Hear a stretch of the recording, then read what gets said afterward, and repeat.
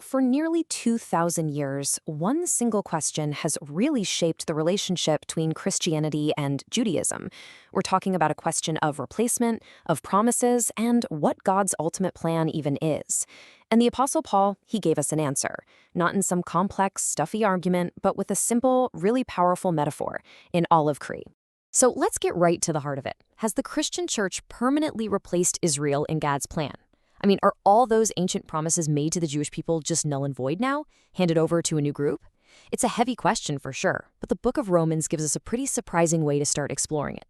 All right, so here's how we're going to break this down. First, we'll dive right into that olive tree analogy itself. Then we're going to look at why some branches were broken off and how new ones got grafted in. From there, we'll wade into a major theological debate before we finally look at what this all suggests about God's unfinished plan. Right from the very beginning, the relationship between ethnic Israel and the growing Christian church, which, remember, was mostly made up of non-Jews or Gentiles, well, it's been a complex puzzle. How exactly do these two very distinct groups fit into one single story of salvation? To answer this, the Apostle Paul does something brilliant. He avoids a dry, boring lecture. Instead, he paints a picture for us, an agricultural image that his audience would have known inside and out. The grafting of an olive tree. And honestly, this single metaphor is the key to unlocking his entire argument.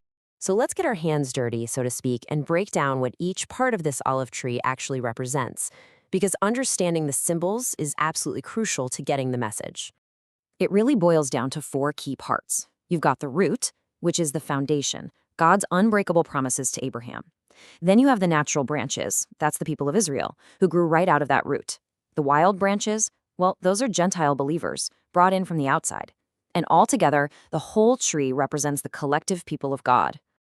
All right, so if the people of Israel are the natural branches, then why does Paul start talking about some of them being broken off?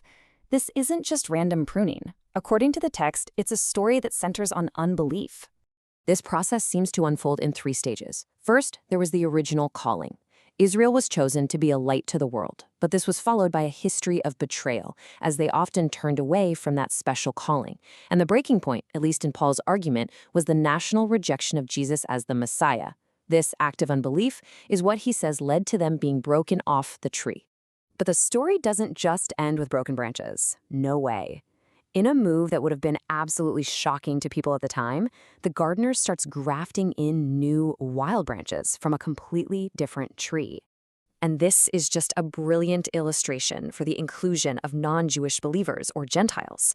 They're brought into this story, attached to the very same tree, and they begin drawing life and nourishment from the exact same root, those foundational promises made way back to Abraham.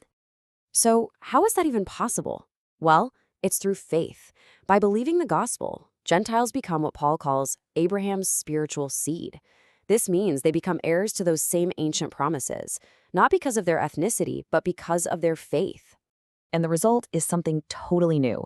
The remaining natural branches, so Jewish believers, are joined together with these newly grafted and wild branches. And together they form one new unified body, the church. Now, this whole idea of breaking branches off and grafting new ones in leads directly to a huge, long-standing theological debate.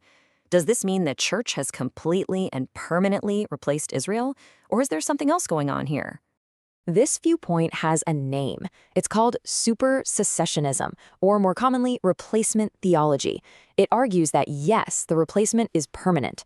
The church now inherits all the promises, and God's specific plan for ethnic Israel is basically finished. But Paul's olive tree metaphor seems to present a really sharp contrast to that view. Replacement theology says Israel's removal is permanent. Paul's argument suggests it's temporary. Replacement theology tends to make God's promises purely spiritual. Paul insists that the specific promises made to ethnic Israel are still very much on the table. The biggest difference is the future. One view sees permanent exclusion, while Paul's metaphor points toward a future restoration. And this brings us to the final part of the picture. According to this interpretation of Romans 11, God is far, far from done with the natural branches of his olive tree. The whole point really hinges on Paul's incredible statement that the gifts and calling of God are irrevocable. Irrevocable. It means they can't be taken back. Think of it like a no-return policy.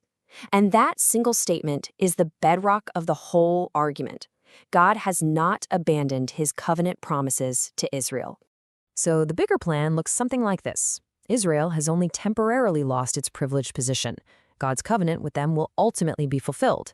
Those natural branches that were broken off will, in the future, be grafted back into their own tree. This brings the entire plan full circle.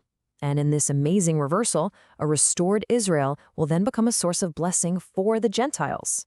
So to circle all the way back to our original question, the olive tree metaphor from Romans 11 does not tell a story of permanent replacement. Instead, what it illustrates is a temporary strategic shift in God's plan, one that's designed to ultimately bring both Gentiles and all of Israel into his kingdom. And that leaves us with one last thing to think about.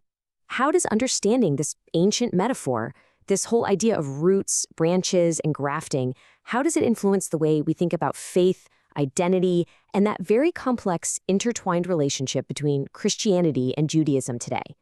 It's a question worth reflecting on.